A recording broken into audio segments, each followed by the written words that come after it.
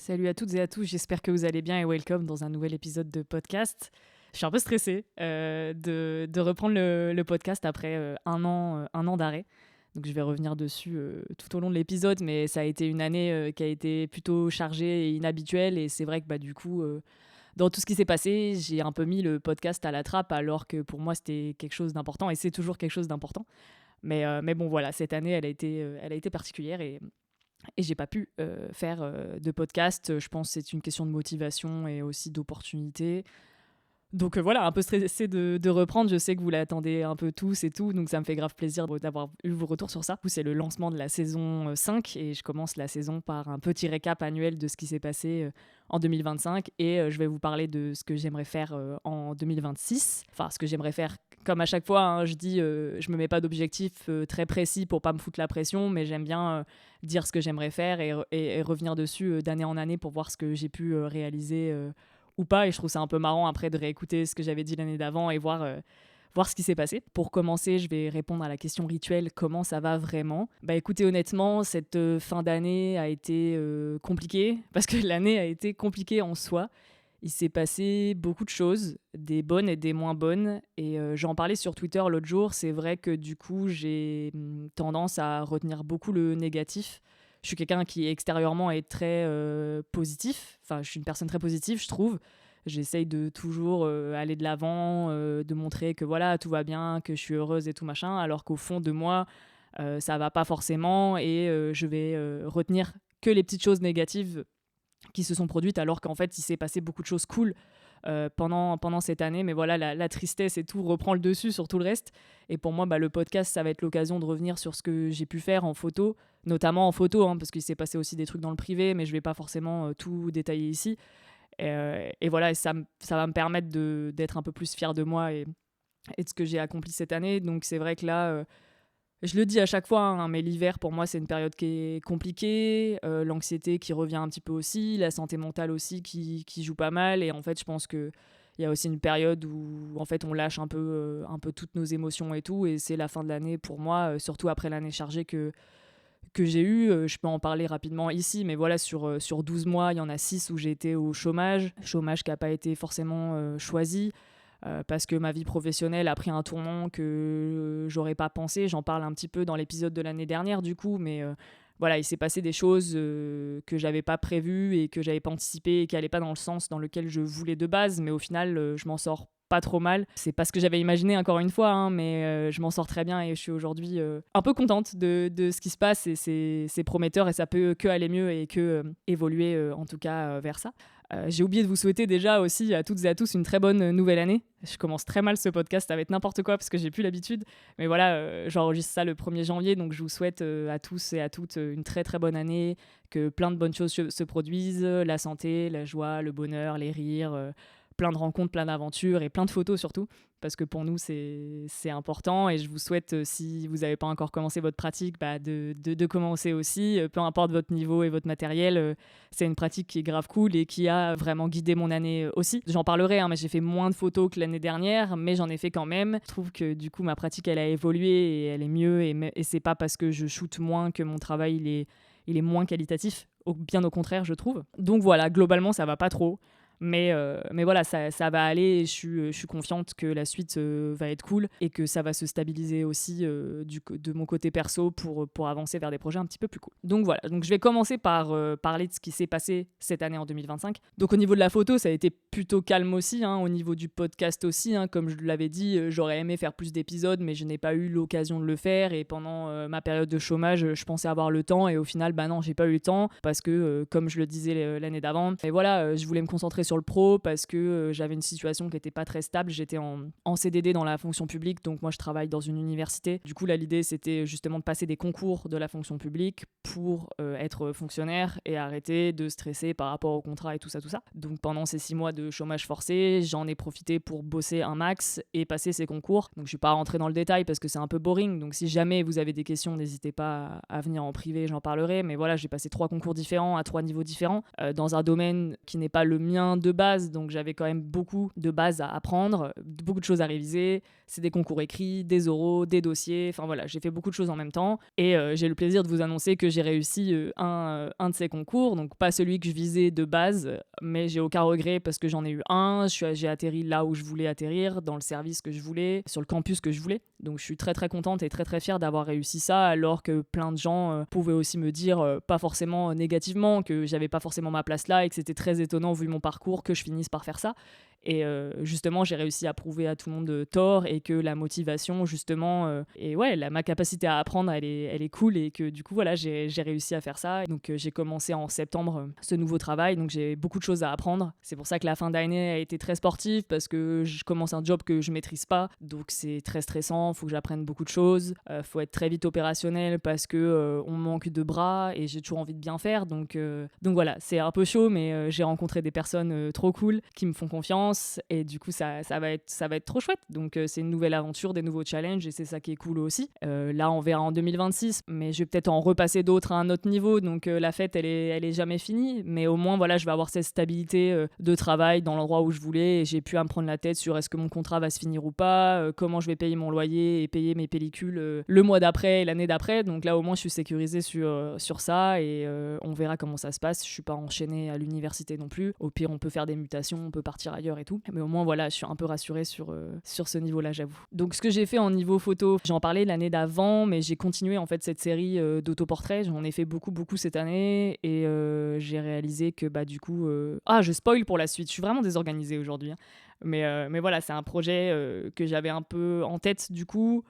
Enfin, j'ai réalisé qu'avec toutes les images que j'avais, je voulais pas juste les poster. Donc, je vais en faire un projet un peu plus gros. Donc, du coup, j'ai continué cette série-là, toujours chez moi en huis clos. En plus d'en faire en dehors de chez moi, bien sûr. Mais je trouve que voilà, c'est quelque chose d'important pour moi. Et c'est cool de travailler aussi en série, de se forcer à créer sur des choses très précises, sur un thème très précis. Que ça, c'est trop cool. Puis, j'ai commencé aussi une série au téléphone. En fait, c'est quelque chose qui m'attire beaucoup et en fait, j'ai remarqué que je le prenais souvent en photo, donc j'espère pouvoir le faire un peu à l'argentique, mais c'est vrai, vu que j'ai pas tout le temps mon boîtier avec moi en ce moment, c'est plus compliqué à prendre en photo, mais je fais une fixette en ce moment sur les restes qui sont sur les tables en terrasse, en fait, donc les restes de tasses à café, les restes de bouffe et tout. Je trouve que ça montre un peu je sais pas, la personnalité des gens et l'état d'esprit de certaines personnes, et ça reflète un peu notre société, surtout en France, de comment on laisse nos restes, voilà, est-ce qu'on nettoie un petit peu la table, est-ce que justement au contraire on laisse le bordel et tout. Et je trouve ça un peu fascinant, les différentes tables, les différentes lumières, les compos et tout. Donc je l'ai fait beaucoup au téléphone parce que c'est plus simple de sortir son tel de sa poche et que j'ai pas tout le temps mon boîtier comme je le disais, mais c'est quelque chose que j'aimerais bien continuer à faire à l'argentique si possible, ou avec un autre téléphone, parce qu'effectivement dans cette année j'ai gagné un concours de photos au téléphone, donc je suis censée avoir gagné un téléphone Xiaomi pour faire de la photo, donc je l'attends toujours, hein, je l'ai pas encore reçu, mais si un jour je le reçois, ça va être trop cool de pouvoir avoir un téléphone dédié à la photographie. Parce que c'est vrai que c'est pas de l'argentique, mais pour moi, c'est une grosse partie de mon travail aussi. C'est la photo au téléphone. J'ai pas du tout la même approche. Et ça me prend beaucoup moins la tête. Et j'ai pas envie de passer au numérique avec un vrai boîtier, un gros boîtier, parce que justement, ça me stresse toute cette complexité technique, alors qu'avec un téléphone, je l'ai pas du tout. Je me sens beaucoup plus libre et j'adore retoucher en fait mes photos avec mon téléphone. J'ai mon application de base et je kiffe ça. Et l'argentique à côté se complète très bien et m'apporte d'autres sensations que vous connaissez déjà, quoi. Donc voilà, donc j'ai travaillé sur ces séries de photos là qui sont très cool. Donc il y a celle des terrasses, c'est surtout sur Insta que je le partage. Je fais pas de post avec parce que je poste pas mes photos au numérique sur mon feed. Voilà, je trouve ça très intéressant et je vous invite à aller les voir. C'est en story à la une sur mon Insta si jamais ça vous intéresse, et on verra ce que j'en ferai aussi après. Et les autoportraits, série introspective sur moi, sur ma vie, ça reflète un peu tous les moments que j'ai, les hauts, les bas et tout, et je trouve ça cool aussi de se challenger dans la vie du quotidien à prendre des photos de ma vie. Donc j'essaye de mettre en scène certains moments aussi qui peuvent être un peu plus cool, puis j'espère que j'arriverai à condenser tout ça pour vous proposer un projet un peu plus cool en 2026, mais je vous en parlerai après. Donc autre projet un petit peu cool aussi, et inattendu, j'en parlais un petit peu l'année dernière, mais j'ai aussi posé et fait de l'autoportrait nu mais en nature. Donc gros challenge aussi, parce que déjà de base poser nu c'est quelque chose de compliqué quand c'est pas pour soi-même, accepter le regard de l'autre, ou justement voilà, il faut être à l'aise avec les autres.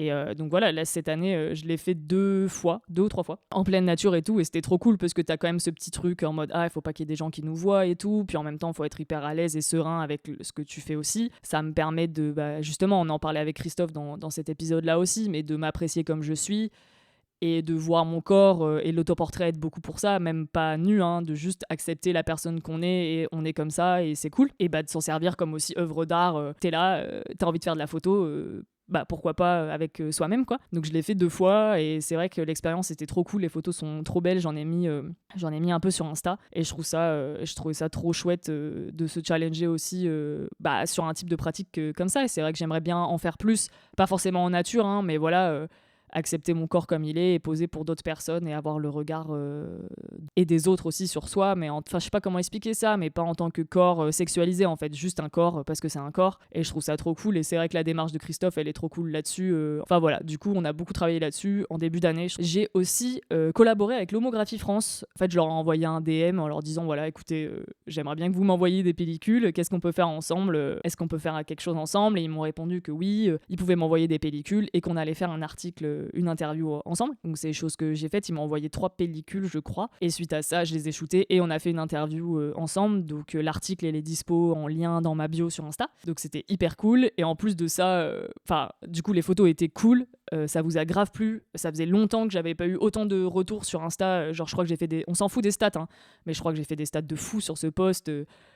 Je sais pas si j'ai pas dépassé les 1000 likes, enfin c'était n'importe quoi, beaucoup de vues, beaucoup de stats, et en plus ce qui était trop cool c'est que cet article il a été retraduit après, parce que je l'ai fait avec l'Homographie France, donc en français, et il a été traduit par l'Homographie La Maison Mère pour le poster sur leur site, aussi en anglais donc ça c'était trop bien, et du coup j'ai été repartagé par l'Homographie France, l'Homographie tout court, des Lomographies en Angleterre, en Grèce et tout, donc trop bien, trop contente. C'est pas des photos je trouve qui sont... Enfin, je sais pas comment dire. Moi, je suis contente de ces photos, mais j'étais un peu en mode, j'hésitais à en poster certaines. J'étais un peu en mode, elles sont cool, mais c'est pas non plus révolutionnaire. Et pourtant, tout le monde les a adorées. Donc, comme quoi, des fois, comme toujours, hein, faut pas hésiter à poster. Le regard qu'on a, nous, sur nos images, c'est pas du tout le regard qu'ont les autres sur notre travail. Donc, c'est pour ça que c'est important aussi, je dévie déjà, hein. C'est pour ça que c'est important aussi de partager son travail. Parce que du coup, le regard de l'autre, il est toujours différent que du sien, en fait. Et plus on évolue dans notre pratique, plus notre regard, il est exigeant sur notre travail.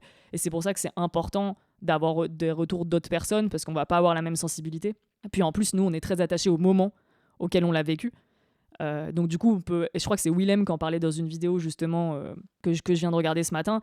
Nous, quand on fait la photo, on est attaché aussi au moment, et donc du coup, on peut être vite déçu du résultat qu'on a, parce que c'est pas ce qu'on a vécu, ou c'est pas ce qu'on imaginait. Et en fait, laisser le temps aussi de pas développer, pas trier ses photos, pas retoucher ses photos tout de suite, ça nous permet de les découvrir quelques mois plus tard et de se dire, en fait, ah ouais, ok.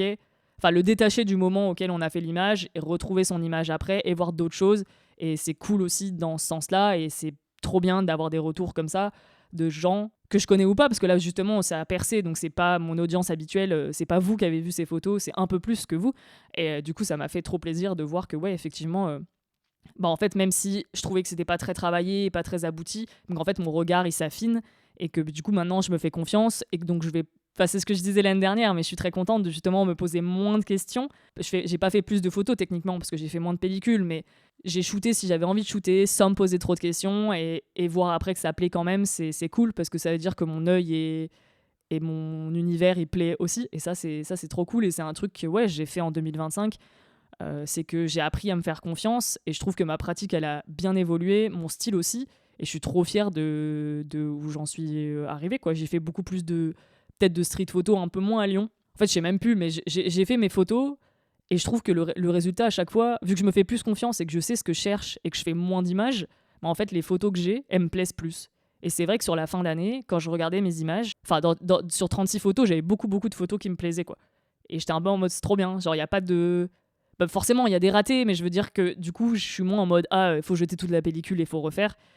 Justement, je pense que j'ai confiance en ma pratique, j'ai confiance en ma vision, et vu que je sais un peu plus ce que je cherche, je vais shooter à des moments plus opportuns, et donc du coup le résultat il me satisfait un peu plus, et j'ose plus, et je me revois encore dans des scènes, et des fois je me dis j'aimerais trop avoir les Ray-Ban méta, comme ça je peux filmer en même temps que de certaines de mes sessions, comme ça vous pouvez voir le moment aussi, Et je suis trop fière d'aller chercher un peu plus loin des scènes et me dire ok, je reviens sur mes pas, je vais faire cette photo. J'hésite un peu moins. Je vois des moments que je loupe forcément, hein, mais je vais me dire bah en fait là non, je vais le tester, vas-y, lâche rien. Tu sais pourquoi tu fais ça. Et ça, je sais que c'est venu aussi avec mon nouveau boulot, c'est que maintenant je suis beaucoup plus au contact des gens. Je me mets dans des situations qui me mettent beaucoup moins à l'aise que d'habitude et ça m'apprend à prendre sur moi et à communiquer un peu mieux avec les gens. Et donc du coup dans ma photo ça se ressent aussi parce que ce côté humain, finalement en street photo, on a besoin de ce côté humain, on a besoin justement pour capturer des scènes, être à l'aise avec ce qu'on fait. C'est ce que disait Tristan dans un épisode qu'on a fait ensemble aussi. Si on sait pourquoi on fait la photo et on se sent pas mal de voler un instant, bah en fait les gens ils le sentent et ta photo, ça se sent aussi dans ta photo. Et du coup ça apporte ce regard plus humain aussi. Et c'est vrai que avec tout ce que j'ai vécu cette année aussi, bah, il manquait un truc à ma photo que je trouve que j'ai trouvé aujourd'hui. C'est plein de sentiments et d'émotions que je gardais pour moi ou que je voulais pas montrer avant, que je trouve qu'ils se transmettent un peu plus dans ma photo aujourd'hui. C'est simple, hein, maintenant j'ai des sentiments pour quelqu'un, même si ma relation elle est très compliquée, mais c'était des sentiments que j'avais pas ou que j'avais plus depuis très longtemps. Et je trouve que maintenant ça se reflète un peu dans ma photo aussi. Et je le vois, je le sens, voilà, je suis attirée par des scènes qui de base ne m'attiraient pas du tout. Et je suis trop contente parce que ça fait partie de la vie et j'ai envie d'immortaliser la vie dans son ensemble, dans des scènes un peu moins tristes et des scènes un peu plus joyeuses aussi. Et c'est vrai que bah, oser aller un peu plus loin et ne pas avoir peur d'être au contact des gens et de leur parler après une photo, ça m'arrive rarement, hein. Mais c'est vrai que maintenant je me dis, bah écoute, si on me crame, c'est pas grave, j'irai discuter et je vais avoir une photo cool. Donc ouais, par rapport à ça, je suis trop contente. Qu'est-ce qui s'est passé d'autre? J'ai collaboré avec Photolix aussi, donc j'ai des copains qui bossent là-bas, Manon et Gabriel que j'ai rencontrés là-bas du coup, qui m'ont invité à passer une journée avec eux, une demi-journée avec eux dans le labo. Donc j'ai pu voir un peu les coulisses d'un labo photo, comment marchent les machines, comment on scanne et tout ça, tout ça. Donc j'en ai fait un petit réel aussi, je vous invite à aller voir sur Insta. Je me suis forcée un peu à faire une voix off et tout. C'était marrant et j'ai appris plein de trucs et j'ai plutôt kiffé l'expérience. Donc c'était trop chouette. Merci Photolix de m'avoir ouvert les portes du labo et merci Manon aussi de m'avoir fait confiance sur ce projet-là. Donc on verra, hein, pourquoi pas aller faire d'autres coulisses, ça peut être grave cool. J'ai aussi fait contre toute attente parce que c'était vraiment un type de photo que je pensais pas faire parce que ça m'attire pas du tout et que ça apporte beaucoup de pression, je trouve. C'est de la photo de mariage. Donc j'ai deux amis, Shems et Sacha, qui se sont mariés en 2025 et Shems m'a contacté en me disant voilà, on s'organise un peu last minute, est-ce que ça te dirait de faire des photos pour nous à notre mariage? Et moi au début je lui ai dit oh là là, non, c'est pas du tout mon type de photo, enfin trop de stress, j'ai pas envie de foirer ce moment et tout machin, en plus je fais que de l'argentique donc je trouvais ça complexe et tout. Et il m'a dit non, justement on aime ton style, on aime ta façon de faire des photos, donc ça nous dérange pas du tout, on prend le risque aussi de l'argentique, ça fait partie du truc, vas-y let's go. Et en fait après j'ai réfléchi, je me suis dit ouais allez pourquoi pas. L'idée c'était d'arrêter d'avoir peur et d'expérimenter des choses en 2025, donc j'ai dit ok. J'ai dit banco, je lui ai dit voilà, moi je fais de la photo pas traditionnelle, du coup je vais pas te faire des photos tradies de mariage parce que c'est pas mon style et que je sais pas faire, mais je peux essayer de faire une sorte de reportage photo et des portraits comme j'ai l'habitude de faire. Donc, et en plus à ce moment-là j'oublie, mais mon boîtier, mon boîtier principal, là, le Minolta CLE, était en réparation, donc j'avais pas d'appareil. Donc j'ai dû demander à Pascal de me prêter, un ami lyonnais, de me prêter son Leica M6.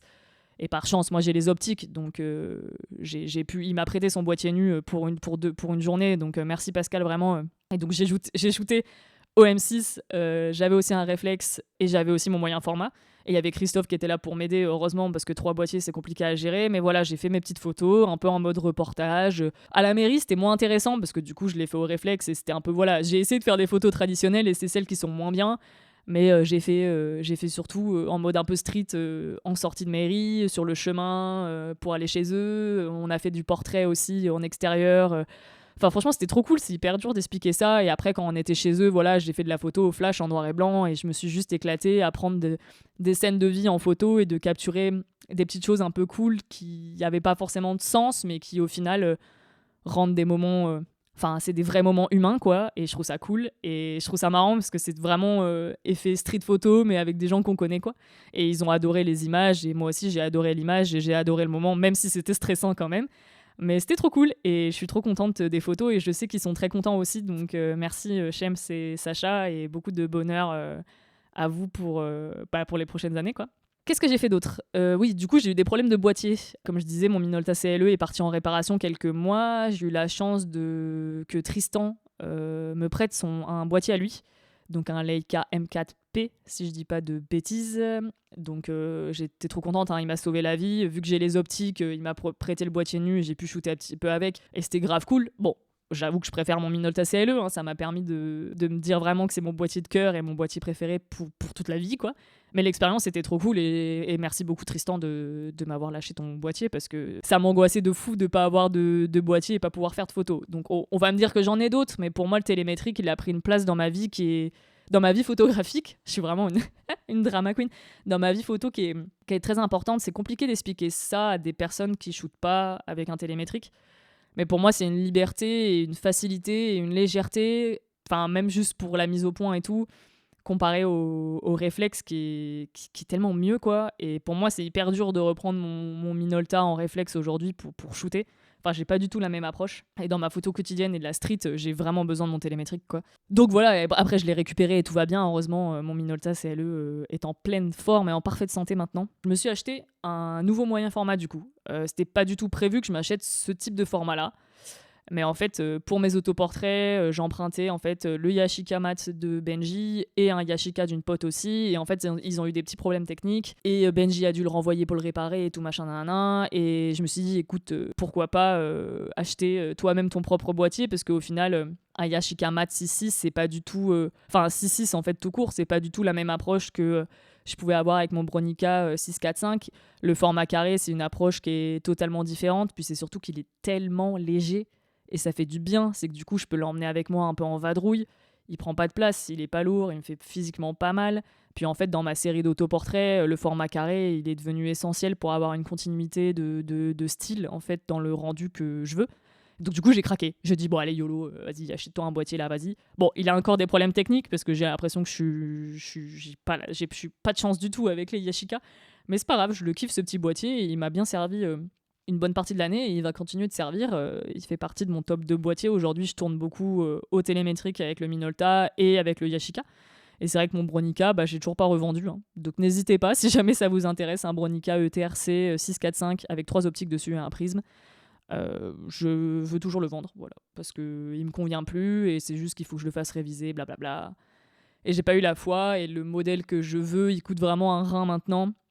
Donc j'essaie d'économiser un petit peu et pouvoir me l'acheter plus tard. Et c'est vrai que je le disais avant aussi, mais finalement maintenant mon matos il me convient bien et je préfère mettre des sous dans des pellicules et dans des petites expériences pour pouvoir faire de la photo plutôt que de claquer 2000 balles dans un boîtier, quoi. Enfin, au bout d'un moment il y a des priorités et la priorité aujourd'hui c'est de vivre des choses et pouvoir faire des images et de la pellicule. Donc ça c'est la transition parfaite pour la suite aussi. C'est quelque chose que je voulais faire en 2025 et que je m'étais dit en fait dans les petits objectifs, les choses que je m'étais fixées, c'était de faire des petits voyages en fait et de vivre des choses pour pouvoir faire de la photo. Et c'est des choses que j'ai faites sans trop m'en rendre compte, mais voilà, je suis partie 2 fois en mini-trip en Auvergne avec Christophe et Benji, donc un en avril et un en mai, et c'était trop cool parce que du coup, en plus de faire des photos en nature, nues ou pas, j'ai pu expérimenter des trucs, voir des paysages, voir la nature, et c'est vrai que je me rends compte qu'aujourd'hui, j'en ai de plus en plus besoin. On vit dans une ville, c'est Lyon, donc il n'y a pas forcément tout le temps du soleil, il n'y a pas énormément de nature, les lumières, en fait, c'est toujours les mêmes, les lieux, c'est toujours les mêmes, et du coup, d'aller visiter, prendre l'air, changer d'air, c'est hyper important et ça booste aussi un peu la créativité. Et en fait, on l'a fait sans mettre beaucoup d'argent et sans aller très loin aussi. Et je trouve ça très très cool. Et ça m'a fait beaucoup de bien et je suis très contente de l'avoir fait. Je suis allée aussi 2 fois à Annecy chez Corentin. Pareil, c'était trop cool. Et en réécoutant mon épisode de podcast de l'année dernière, j'avais dit... Enfin, en tout cas, je l'ai noté, je sais pas si je l'avais dit, mais j'étais un peu en mode oui, j'aimerais bien prendre des trains stylés et faire des photos de trains. Et en fait, les 2 fois en allant chez Corentin à Annecy, je suis tombée sur des vieux TER trop beaux et j'étais comme une dingue. Et j'ai fait quelques images, rien de très fou, mais parce que c'est compliqué dans un train et tout, en basse luminosité avec les gens qui te regardent et tout. Mais j'étais trop contente et j'ai fait quelques photos aussi qui sont chouettes. Et c'est un truc qu'on s'est dit avec Corentin justement pour la suite, c'est on va essayer de se faire des mini-trips aussi et d'aller chercher justement des trains un peu cool à prendre en photo. Donc j'ai fait ces petits trips-là et puis cet été, je suis allée à Paris en fait. Ça faisait longtemps que j'y étais pas allée. Je suis montée une semaine grâce à C'est Monochrome qui m'a prêté son appart. J'ai pu visiter cette ville en été, chose que j'avais déjà fait en juillet, mais là, du coup, au mois d'août, il y avait vraiment personne. Et c'était pas du tout la même approche. Et j'ai pu voir des copains que j'avais pas vus depuis longtemps et qui étaient là-haut. Donc j'ai pu retrouver des potes photographes et ça fait un bien fou aussi de retrouver des gens que t'apprécies et que t'as pas vus depuis longtemps. Et puis c'est une petite expérience aussi. Pas besoin de faire des trucs de fou pour vivre des expériences de fou. Et au final, j'ai fait des images là-haut qui sont trop chouettes aussi, que j'ai postées sur Insta récemment. Et je suis trop contente d'avoir fait ça aussi. Qu'est-ce que j'ai fait d'autre comme petite chose aussi? J'ai continué à faire des projets photos avec Biche. Pas fait beaucoup, mais je pense que j'en ai fait. Et j'ai aussi expérimenté la double exposition encore. C'est un projet que j'ai fait en fin d'année. J'avais envie de faire de la double expo en portrait. Donc j'ai d'abord pris des fleurs en photo. J'ai fait simple pour commencer. J'ai pris que des fleurs et de la nature en photo. Puis après, j'avais 2 modèles, Nina et Barbara, sur fond noir chez moi avec une lumière artificielle pour justement bien faire le contraste et qu'on voit bien la double expo. C'est cool. Le résultat est étonnamment cool. Je les poste bientôt. Je m'attendais pas à un tel résultat. Je m'attendais à rien, mais je suis très contente du résultat. Je pense qu'il y a des petites choses à améliorer, mais ça fait partie du process et je trouve que c'était franchement grave cool. J'ai aussi posé un petit peu pour des gens, j'ai posé pour Manon, j'ai posé pour Hugo aussi, à Lyon, j'ai posé un peu pour Vinaigre, pour Marion. Enfin voilà, j'ai envie de poser, j'aime bien poser, donc c'est cool d'avoir continué sur cette partie-là, et j'aimerais beaucoup continuer à faire ça en 2026 aussi, je trouve ça hyper intéressant. J'ai posé pour Biche aussi, pardon. Et enfin, pour bien terminer l'année, j'avais envie de relancer le 31 thème Analog Challenge.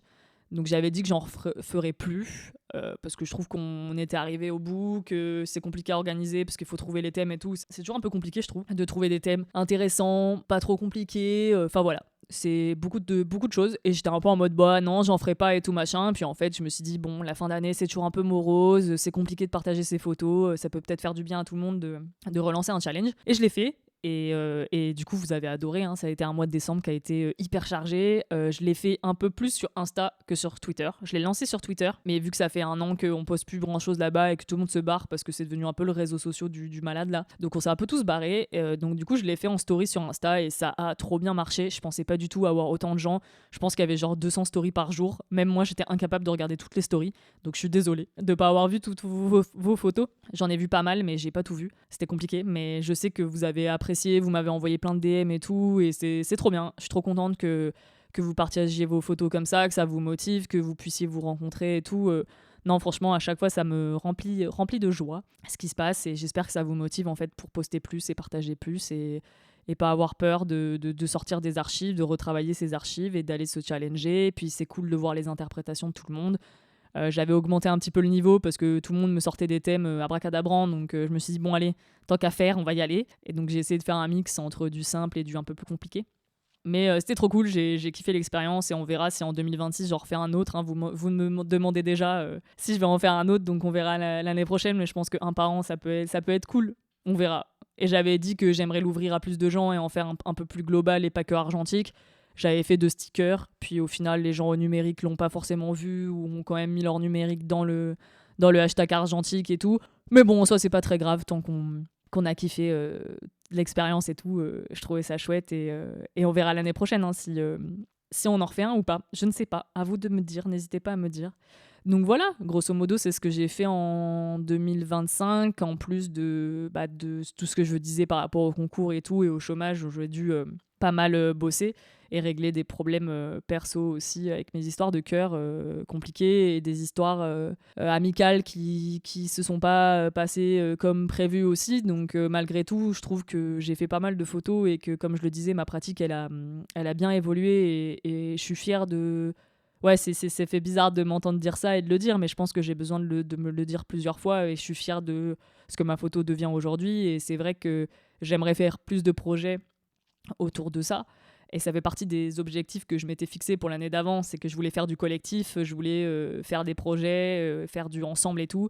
J'ai pas eu le temps, j'ai pas réussi à le faire cette année, mais j'en parlerai juste après sur ce que je veux faire pour 2026. Mais voilà, c'est pas grave, c'est que partie remise. Il faut accepter qu'il y a des années où c'est un peu plus compliqué que d'autres. Et j'ai l'impression que cette fin d'année, en tout cas, elle a été compliquée pour beaucoup de gens. Puis en plus, toujours, la situation mondiale, elle est compliquée. Financièrement, c'est compliqué pour tout le monde. Donc ouais, je sais que ça a été une année riche en émotions, et je nous le souhaite à tous que l'année d'après soit encore mieux, et que de toute façon, je le disais déjà, ça peut que aller mieux, et ça ira mieux. Enfin bon. Donc petit point statistique, comme je fais chaque année, ou juste pour avoir une trace, hein, c'est pas un concours, hein, comme je le disais. Donc au niveau des pellicules, cette année, j'en ai fait 85 à peu près, parce que j'en ai qui sont toujours pas finis. Donc on va dire que j'en ai fait 85. J'ai fait à peu près une cinquantaine de pellicules en 35 mm et une trentaine en 120. Et j'ai fait du 50-50 entre la couleur et le noir et blanc. Je pensais vraiment avoir fait plus de noir et blanc que de couleur, mais il faut croire que l'été, quand je suis en vacances avec la lumière, je me rattrape pas mal sur la couleur. Donc au niveau des épisodes de podcast et du podcast, du coup, j'ai pas fait d'épisode. Hein, comme je le disais, la vie m'a rattrapé plus vite que prévu. Et j'ai pas eu le courage, la motive. J'avais des idées, j'avais des invités, mais j'ai pas pu le concrétiser. Mais c'est pas grave. Je le ferai l'année prochaine. Après, en termes de stats, c'est vrai que j'en avais pas trop parlé et je regarde pas vraiment mes stats, mais là, je suis allée voir par curiosité. Et j'ai quand même fait 300 écoutes sur l'année. Je pense que c'est les écoutes du premier épisode de l'année. Puis en fait, il y a des gens qui m'ont découvert au fil de l'année et qui, du coup, se font tous les épisodes d'un coup. Je trouve ça un peu marrant. Vous voyez mon évolution au fil des années et je trouve ça trop cool. Et en fait, j'ai regardé, mais j'ai 300 abonnés sur Spotify. Donc, merci beaucoup à toutes celles et ceux qui sont abonnés. Je trouve ça trop cool. Je pensais pas en avoir autant et je m'en fous d'en avoir autant parce que, comme je le disais, voilà, là, ça va être la 5e année où j'ai ce podcast et le but, c'est vraiment juste de vous partager ce que je fais, ma passion et les rencontres que je fais. Et l'important pour moi, c'est de kiffer de mon côté et que ça me fasse du bien. Et si vous, derrière, vous êtes trop content et vous écoutez, c'est tout, c'est que du bénéf, comme d'habitude. Donc merci beaucoup encore une fois. Sur Instagram, je crois que l'année dernière, je disais que j'avais un peu moins de 3000 followers. J'étais à 2900 et là, aujourd'hui même, je suis à 3232, pile poil, 32. Donc ouais, je suis contente d'avoir dépassé la barre des 3000. Je sais que sur Insta, en ce moment, c'est hyper dur niveau visibilité. C'est n'importe quoi les algorithmes. Ça change tout le temps. Il faut faire de la vidéo et tout. C'est toujours les mêmes problèmes depuis quelques années. Mais le fait d'avoir gagné quand même bien 300 abonnés et que ça soit resté, en fait, que j'en ai pas perdu beaucoup et gagné beaucoup d'un coup, c'est cool. Les gens découvrent encore mon travail et c'est vrai que la collaboration avec l'homographie m'a apporté des gens, le challenge aussi, toujours les repartages entre copains et tout, c'est cool parce que on se découvre les uns les autres. Merci beaucoup pour tous les nouveaux abonnés et pour toutes les personnes qui découvrent le podcast aussi, je trouve ça trop chouette. Et enfin, sur Twitter, j'ai arrêté de suivre, je me suis mise en privé les 3/4 de l'année, donc j'avoue que je m'en fous un peu des stats et je vais me remettre en privé après le challenge. C'est pas très important pour moi. Et puis même, en fait, Insta, c'est juste important pour moi parce que c'est la vitrine de ce que je fais et c'est quand même le moyen le plus facile de vous partager mon travail. Mon site web, il faut que je le mette à jour, je le fais pas. Enfin, c'est compliqué aujourd'hui, c'est barbant. Je comprends que ça soit chiant, que plus personne ait envie de poster parce que de toute façon, Insta, c'est devenu une vitrine à vidéo et à publicité. C'est insupportable de voir des pubs toutes les 2 secondes, mais on n'a pas trop de plateformes pour pouvoir partager son travail autre aujourd'hui. Donc, je le fais encore sur Instagram et je suis trop contente de découvrir des photographes et d'échanger sur cette plateforme aussi, quoi. J'espère que ça va se transformer en mieux au fur et à mesure du temps et en tout cas, je suis pas prête de lâcher la plateforme parce que c'est le seul endroit où je poste mes photos. On va me dire j'ai TikTok et tout, mais TikTok c'est pareil, c'est de la vidéo et tout, c'est vite un peu complexe. J'ai essayé, mais bon, je suis naze au montage. Donc voilà, on reste comme ça. Donc c'était le petit point statistique. Enfin, les projets pour 2026. Donc j'en ai un peu parlé dans la partie d'avant parce que j'ai un peu tout mélangé, mais ce que j'ai noté là, c'est de faire plus de portraits. Donc j'ai fait un peu de portraits cette année, mais pas beaucoup. Donc j'aimerais en faire un peu plus, mais plus naturel, pas forcément de la mode, édito et tout, faire un truc plus centré sur les gens, sur l'humain, pourquoi pas essayer le portrait de rue. Donc si ça, j'ai essayé une fois. C'est que du coup, quand je suis montée cet été à Paris, j'ai vu les Argenticos et j'ai fait un échange d'appareils photo avec eux. Donc j'ai échangé avec Axel, mon Minolta CLE contre son Mamiya 7. C'était trop bien, un boîtier extraordinaire. Et lors de notre balade, je suis tombée sur un gars full tatoué, crâne rasé, tatouage sur le crâne et tout, avec son bébé en porte-bébé. Sur lui, quoi. Et là, je me suis dit, non, mais je peux pas le louper, celui-là, il est trop incroyable. J'avais pas envie de voler une photo parce que j'étais au Mamiya 7, donc à moyen format. Et je me suis dit, je vais l'arrêter. Je l'ai arrêté, je lui ai demandé une photo et tout machin. J'ai fait une photo de lui et je lui ai envoyé après. Malheureusement, il a pas voulu que je la partage sur les réseaux parce qu'il y a son fils dessus et tout. Il veut pas qu'on voit son enfant sur les réseaux. Mais le moment était trop cool, l'image, elle est trop cool et je suis trop contente d'avoir essayé. Donc ça me donne envie de faire ça cette année. Et pourquoi pas faire des projets un peu plus portraits, mais sur l'humain, moins édito, moins trop posé et tout, un peu plus naturel. Pourquoi pas aller chez les gens et les prendre dans leur environnement et tout. Je trouve ça grave cool. Donc à voir, je vais essayer de faire ça. Comme je le disais un peu plus tôt, toutes ces photos autour de chez moi, mon autoportrait et tout ça, j'aimerais bien en faire un zine.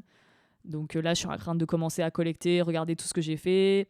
Parce que le projet, il s'arrête jamais, en fait. Faire des photos chez moi, je peux en faire pendant encore 5 ans. Donc la question, c'est quand est-ce que je m'arrête ?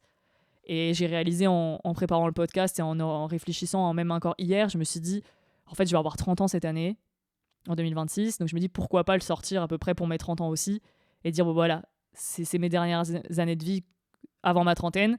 Et après, on fera une autre série après 30 ans. Mais je me suis dit, ça peut être marrant de sortir ça maintenant. Donc j'espère. Je me mets pas de deadline et tout, je me mets pas la pression, parce qu'on verra ce qui se passe pendant l'année, bien sûr.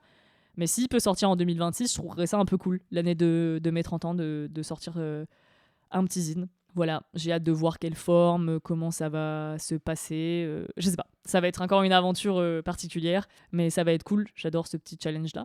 J'aimerais aussi bosser sur un autre projet papier, mais cette fois plus personnel, qui sera plus pour ma famille ou mes proches et tout, pas forcément dans le but de le vendre et tout, mais c'est un projet papier autour du Havre, de la ville du Havre et de Sainte-Adresse, là où il y avait la maison de mes grands-parents. Donc j'ai oublié de le mentionner juste avant, mais c'est vrai que cette année, je suis allée quand même plusieurs fois là-haut en Normandie pour profiter des derniers instants dans cette maison, parce que mes grands-parents sont décédés et qu'on a dû vendre la maison. Donc c'est un lieu qui est chargé d'histoire. Ma mère a grandi là-bas toute sa vie. Mes grands-parents, ils ont habité là-bas pendant des dizaines d'années. Mon oncle et ma tante aussi. On a fait beaucoup d'événements familiaux là-bas. Et du coup, cette maison et l'endroit est extraordinaire. Donc j'ai fait beaucoup de photos ces dernières années là-bas. Et j'ai continué à en faire cette année aussi. Et voilà, j'aimerais tout rassembler dans quelque chose de papier pour pouvoir le donner à tout le monde et qu'on ait une sorte de petit album de souvenirs de cette maison et aussi de mon travail photographique dans cette maison et dans cette ville aussi. Parce que j'ai fait aussi de la street et tout. Il y a pas mal de choses. Je sais que je vais y retourner à cet endroit parce que c'est accessible facilement en train et tout. Mais ça va être différent parce que j'aurai plus de maison là-bas, quoi. Et voilà, c'est con de s'attacher forcément aux objets, au physique et tout. Mais pour moi, ce lieu, il gardait encore en mémoire mes grands-parents et tous les souvenirs qu'on a vécu là-bas et tout. Donc ça peut être cool de l'immortaliser une dernière fois dans un objet physique, quoi. Ça peut être trop cool, donc j'espère que j'arriverai à faire ça cette année aussi. Autre projet grave cool qui est arrivé il y a pas longtemps, et j'espère que ça se fera, c'est qu'on m'a proposé d'exposer 2 photos en fait dans une école, mais loin, genre vers Lille et tout. Donc je vous donnerai les détails quand ça se fera, mais voilà, un prof qui me disait qu'ils allaient afficher des photos en immense, imprimées, collées sur les murs et tout. Donc voilà, j'ai hâte de voir ce que ça va donner, ça peut être trop cool. Je vous tiendrai informé sur Insta, si ça se fait. Je vais refaire des photos de mariage aussi. Donc je vais pas dire comment ou pourquoi machin pour l'instant, mais on m'a proposé d'en refaire encore, donc une amie qui se marie, donc j'ai hâte de voir. Je vais me challenger, je vais en refaire un peu, ça peut être cool. J'aimerais aussi, comme on parlait du collectif juste avant, j'aimerais beaucoup cette fois organiser enfin une photo walk. J'en ai parlé plusieurs fois pendant l'année, mais j'ai jamais réussi à me lancer, à le faire, parce qu'en plus la météo elle est relou, et ça me fait chier de faire ça à une période où il fait pas beau. Mais j'aimerais beaucoup faire un truc, pourquoi pas, avec l'homographie. Donc faire une Lomo Walk à Lyon, parce que du coup, je sais qu'à Lyon, il se passe pas grand-chose et ça se fait beaucoup à Paris ou dans d'autres villes. Et je me dis, pourquoi pas essayer de faire un truc à Lyon. J'ai déjà des idées et tout. Et à chaque fois que moi, je veux lancer des trucs de mon côté, j'ai l'impression que j'ai pas grand monde de Lyon, donc c'est compliqué de motiver des gens à Lyon pour faire de la photo. J'aimerais beaucoup faire des ateliers pour apprendre le dev et la photo argentique. Je l'avais lancé sur les réseaux et à chaque fois, je prends pas le temps de le faire parce qu'avec mon nouveau job, c'était compliqué. Mais là, une fois que je me serai un peu stabilisée dans l'émission, je vais pouvoir avoir le temps de donner des cours de développement et de photo argentique, pourquoi pas, parce que je trouve ça hyper important pour moi de partager ma passion et de partager mon savoir-faire aussi. Et c'est comme ça qu'on apprend des trucs, et j'aime bien transmettre aux autres comme on m'a transmis à moi, et j'ai envie que ce savoir-faire il perdure aussi, et j'ai envie que on prenne mon expertise aussi en compte, et si je peux lancer des gens dans le domaine, ça pourrait être trop cool, quoi. Donc voilà, n'hésitez pas si vous êtes sur Lyon, que vous avez envie de découvrir la photo argentique, que vous avez des questions même à distance, je serais ravie d'y répondre, et on le fait de temps en temps, mais franchement n'hésitez pas. On m'a fait la remarque 2 fois cette année, je crois, que j'étais quelqu'un qui paraissait inaccessible, alors que justement c'est tout l'inverse de la DA que je veux renvoyer. J'essaye d'être quelqu'un qui est ouverte et accessible, et justement je veux vulgariser la photo et en faire quelque chose enfin je sais pas comment dire ça, mais sortir de ce milieu hyper élitiste de la photo et en faire quelque chose de plus accessible et de praticable pour tout le monde. Et donc n'hésitez pas, si vous avez des questions et tout, je suis là et je serai ravie d'y répondre, et si vous êtes à Lyon, encore plus ravie de vous rencontrer par les photos. Voilà, j'aimerais bien aussi continuer de faire toujours ces petits mini-trips en dehors de Lyon, je le disais avant, avec Corentin, faire ces histoires de train et tout, ça peut être cool. Puis même, ouais, prendre l'air plus facilement, à droite, à gauche. J'aimerais beaucoup remonter à Paris. Je vais devoir le faire pour des raisons familiales, donc j'aimerais beaucoup y aller 2-3 fois dans l'année pour des expos, voir des gens, faire des projets. J'aime beaucoup la vidéo, mais comme je le dis à chaque fois, faire de la vidéo dans mon coin, c'est impossible. Donc aller squatter chez les copains, ça peut être trop cool. J'adore ça, c'est trop bien. J'adore partager ma passion de toute façon, donc ça peut être trop cool. Et enfin, je vais fêter mes 30 ans, comme je disais, donc j'aurais bien aimé faire un truc avec mes copains de partout en France et tout, autour de la photo, mais je sais que c'est compliqué.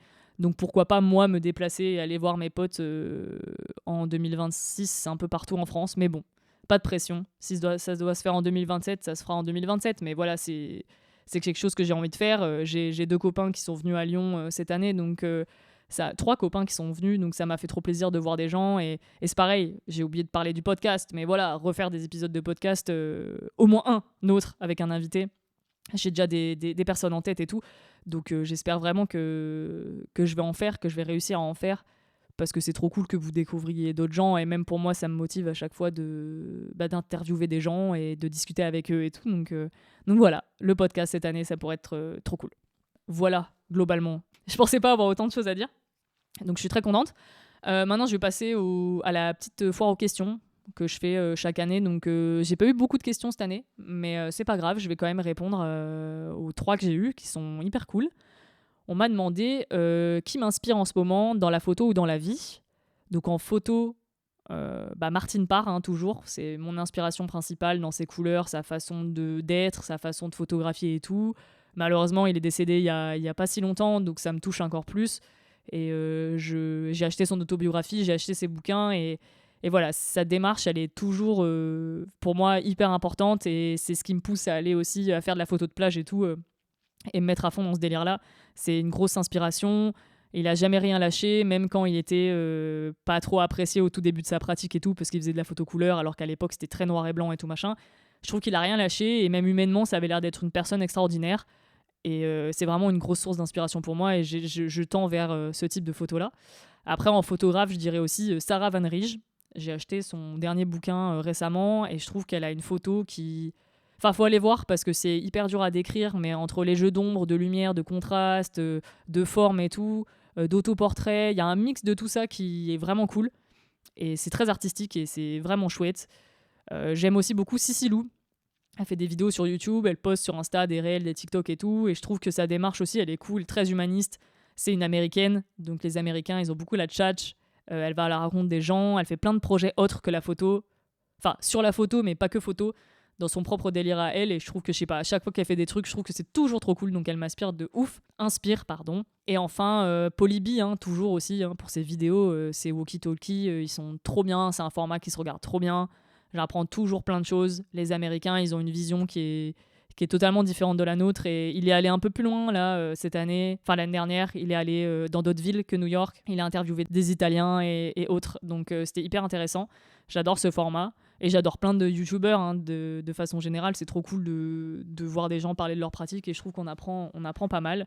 Et après, globalement, dans la vie, les gens qui m'inspirent, c'est mon entourage, mes copains. Je vais pas mytho, mais quand je vois tout ce qui se passe sur les réseaux et tout, je suis très fière d'avoir plein de copains dans ce milieu-là, et je suis très fière de voir tout ce qu'ils font, et j'ai hâte de voir tout ce qui va sortir en 2026. Je vais pas citer tout le monde, mais je pense à plusieurs personnes là, et c'est vraiment, vraiment cool. Il y a des expos qui se préparent, il y a des zines, il y a des bouquins, et je peux pas être à Paris tout le temps et tout, donc c'est pour ça, j'espère que les projets qui vont se faire, je pourrai être là, ou dans tous les cas, je les suis à distance. Et c'est eux qui m'inspirent, et je trouve ça trop cool que tout le monde se booste et que tout le monde se lance dans des projets comme ça. C'est trop bien. Question d'après, c'était: as-tu de temps en temps la sensation de tourner en rond? C'est vrai que cette année, j'ai pas eu cette sensation de tourner en rond, parce que du coup, j'ai fait tellement de choses autres que la photo que j'ai pas eu cette sensation-là. J'étais plus frustrée de pas faire de photos, mais au final, dans tout ce que je vous ai raconté, j'en ai fait quand même un petit peu, et vu que j'ai bougé un petit peu, j'ai pas eu cette sensation de tourner en rond, et à Lyon, je me suis pas foutu la pression de pas réussir à faire des photos. Et vu que j'en faisais moins et que je shootais que des choses plus occasionnelles, quand je voyais quelque chose qui me marquait vraiment, j'ai pas eu cette impression de tourner en rond. Et vu que je suis toujours dans cette phase d'expérimentation, j'ai pas l'impression de faire toujours la même chose.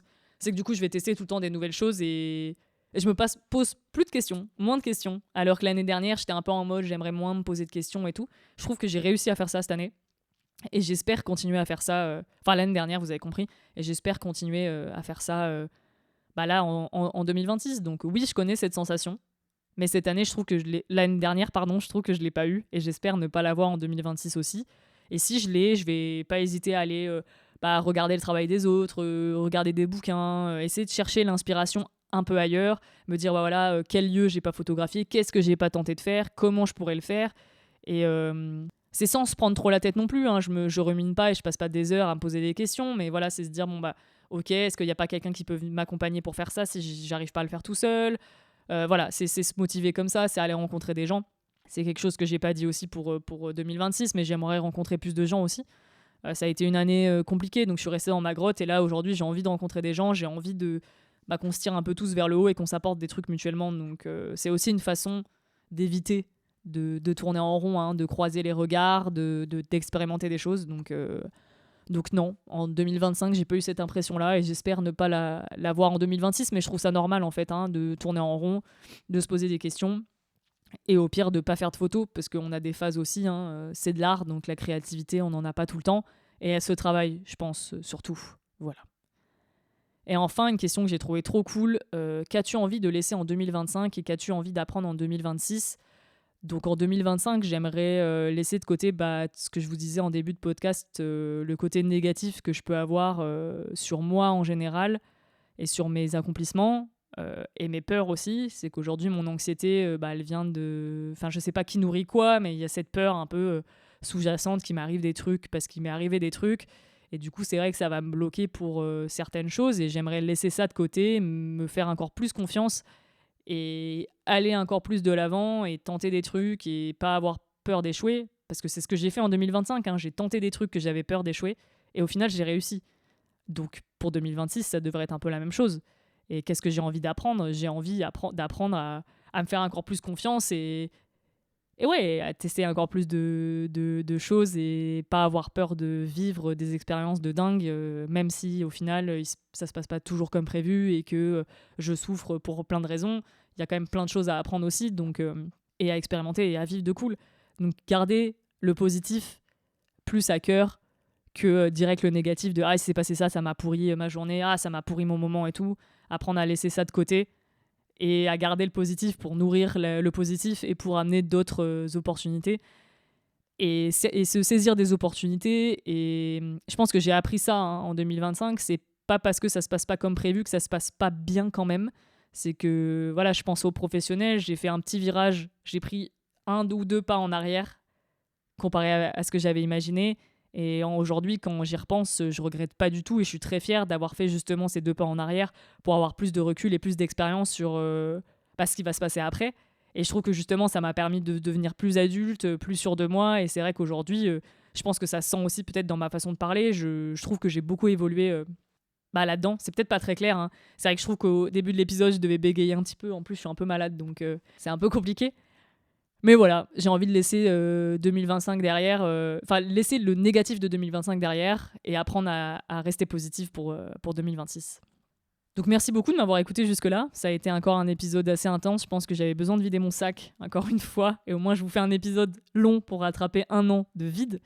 Mais là, on va passer à la petite partie remerciements. Donc disclaimer, je suis désolée pour toutes les personnes qui ont été là d'une façon ou d'une autre cette année, mais que je vais zapper de citer. Mais déjà, je vais remercier toutes les personnes qui me suivent, toutes les personnes qui écoutent ce podcast, qui interagissent avec moi, qui parlent avec moi, qui prennent de mes nouvelles et tout. Merci beaucoup encore de toujours être là, même si moi, je le suis pas trop. Donc là, je vais remercier Christophe, Benjamin et Corentin pour, comme l'année dernière, hein, leur aide et surtout les aventures que j'ai pu vivre avec eux en 2025. C'était trop chouette. J'espère qu'on pourra vivre d'autres choses dans les prochains mois. Je remercie Biche beaucoup aussi, puisque à chaque fois, elle est là pour dès que j'ai des idées, des envies et tout, elle me prête des vêtements, elle me booste aussi niveau confiance, c'est elle qui me propose des projets et tout. Et c'est trop bien, c'est elle qui me challenge aussi et qui me redonne envie de... Voilà, quand je suis un peu en down, elle me dit « Allez, viens, on va faire du portrait, on va faire ça et tout », et c'est cool. Et puis, en fait, à chaque fois, je peux aller la voir et discuter avec elle de tout et rien, et ça me fait trop plaisir, et j'espère que notre amitié va continuer comme ça, pareil, en 2026, donc merci beaucoup Biche. Je vais remercier aussi mes copains qui sont venus à Lyon cette année. Cooks Attacks, Hugo PDV. Merci beaucoup, c'était trop cool, ça faisait longtemps que je vous avais pas vu. Hugo, c'est la première fois que je l'ai rencontré. Et je suis trop contente à chaque fois de vous faire découvrir ma ville. Donc merci beaucoup. Je remercie aussi les copains lyonnais avec qui j'ai pu faire des sorties photos. Donc là, je vais citer Gauthier et Jérémy, mais je pense qu'il y a d'autres personnes aussi que j'ai dû croiser avec qui j'ai dû faire des photos. Je vais aussi remercier les copains que j'ai croisés sur Paris cet été. Donc Vinaigre, Axel, Victor, Marion, Manon, Lola, Léna, Mono, Edris, de m'avoir prêté leur appart surtout, et tous les autres que j'ai pu croiser. Merci beaucoup. Enfin, je vais aussi remercier mes amis et mes collègues qui ont été là toute l'année et pendant toutes mes phases, encore une fois. C'est eux qui me tiennent le reste de l'année. Le boulot, c'est important pour moi, mais c'est aussi important pour les humains qui y sont. Donc je vais remercier beaucoup chaleureusement Colin, qui m'a coaché et formé pour les concours. C'est lui qui m'a donné les bases et il a passé grave de temps à m'expliquer tout ça et à m'apprendre plein de choses. À mes chefs aussi qui m'ont fait confiance et qui m'ont poussé à passer ces concours, donc Lionel et Carole, merci beaucoup. Mais je pense aussi à Eric, Timothée, Didier, Guillaume et tous mes nouveaux collègues Claire, Piu Piu, JB, Moyad, Fadi, Manu, Alex et Karine. Et toujours comme d'habitude, Loïc qui va Loïc quoi, mon pilier, mon soutien, celui qui croit en moi plus que moi je crois en moi-même. Donc merci beaucoup Loïc. Et enfin les copains des ateliers de Marinette, le QG toujours, pour les Argenteux, les Lyonnais, tous les copains qui viennent à Lyon, je les emmène toujours à Marinette. Donc je pense à Rémi Badou, Darius, Guillaume et Thibaut. Et aussi les copains de Photolix, merci beaucoup Manon pour tout ce qu'on a vécu cette année, et Gabriel aussi, c'était trop cool. Et je vais remercier aussi l'Homographie, même s'ils ne vont pas écouter mon podcast, mais voilà pour cette première collab, et j'espère qu'il y en aura d'autres. Voilà, je vous souhaite encore une fois tous mes vœux de bonheur pour cette nouvelle année 2026, que tout se passe comme vous le souhaitez, qu'on se booste, qu'on se motive, qu'on fasse plein de photos, plein de projets, qu'on s'éclate, beaucoup de joie. La santé aussi, c'est important. Prenez soin de vous, écoutez-vous, reposez-vous, et c'est pas grave si cette nouvelle année, elle est pas productive, ça sera mieux l'année d'après. Écoutez-vous, faites-vous confiance. Et c'est ça, c'est mon petit mot de la fin. On s'écoute, on se fait confiance, on avance petit à petit. La vie, elle est belle. La vie, elle mérite d'être vécue. Et tout va bien se passer. Ça va être cool. Merci beaucoup en tout cas pour votre écoute encore une fois. Puis à très bientôt. Salut!